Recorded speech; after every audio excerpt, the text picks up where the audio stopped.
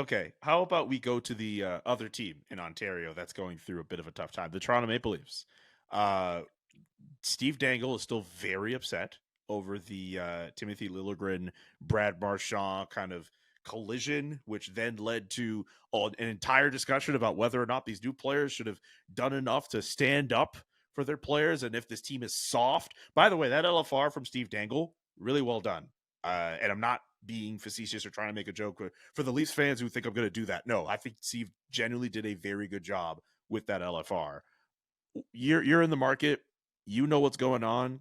How do you rate the level of concern for the Maple Leafs?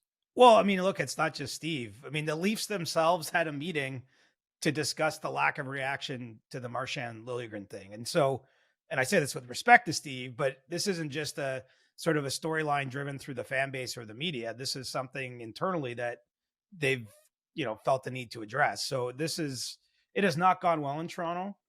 I'm still going to give them a 3 though. And there's a couple reasons for that. I mean, look, you've got Austin Matthews with 11 goals in 11 games as we're recording this. William Nylander is a point in all 11 games. Tavares, Marner, both off to pretty strong starts. I mean, we know that core of forwards, when they're at their best, is enough to drag this team on their own to like 110 point season. I mean, they've cleared that hurdle the last couple of years when they've had those guys. And so, I'm not here to say that everything's going great, because that would be ignoring a lot of the evidence in front of us. Certainly, the biggest thing that stands out is how ill-suited the off-season signings have been so far, and you can't really get past that because they're not getting a lot of goals from anyone else, and they're paying Tyler Bertuzzi, Max Domi pretty good money as guys they brought in free agency. And there is a fair bit of unrest, I would say, in the fan base and around the team. But I have to, until I see more, I'm not going any more than 3 on the concernometer, just because the Leafs have had 2 slow Octobers the last 2 years and basically cruise to a playoff spot still, but with, on the backs of good Novembers. And so if we get deeper into the month and I don't see some real signs of progress as a team, I mean, that's really what's missing Toronto. They're not playing nearly well enough defensively. And as a team, they just haven't had a really good game yet.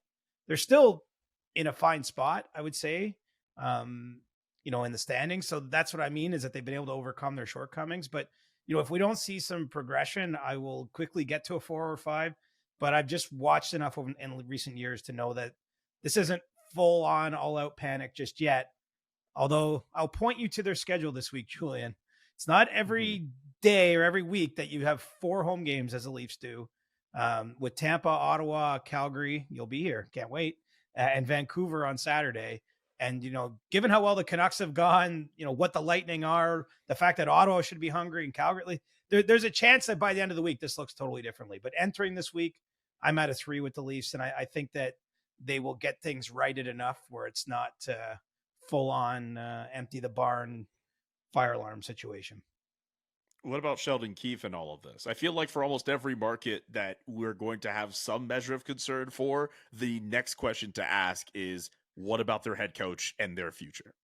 I suppose it's a fair question. He just signed a contract extension and went through a long summer with Brad Treliving, his new boss, in terms of before he even was assured that he'd be back. So, I think it's a little premature to go too far down that road. But, in any market where the expectation is to challenge for the Stanley Cup, there's always the possibility that you get far enough off course that you get to a point where that decision has to be made. I don't think we're anywhere near that in Toronto.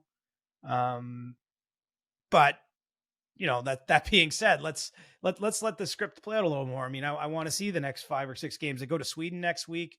Like this could either be a great time of it all comes together, or it could be, wow, the Leafs are playing a lot of big games in terms of like nationally televised games, Hall of Fame weekend this weekend. Then they go to Sweden, big feature marquee NHL matchups. And if things are going poorly, there's going to be a lot of reporters in there with flashlights asking questions and wanting to interview the witnesses. So, I do think these next 2 weeks are fairly critical in Toronto, just in terms of maybe just calming things a little bit.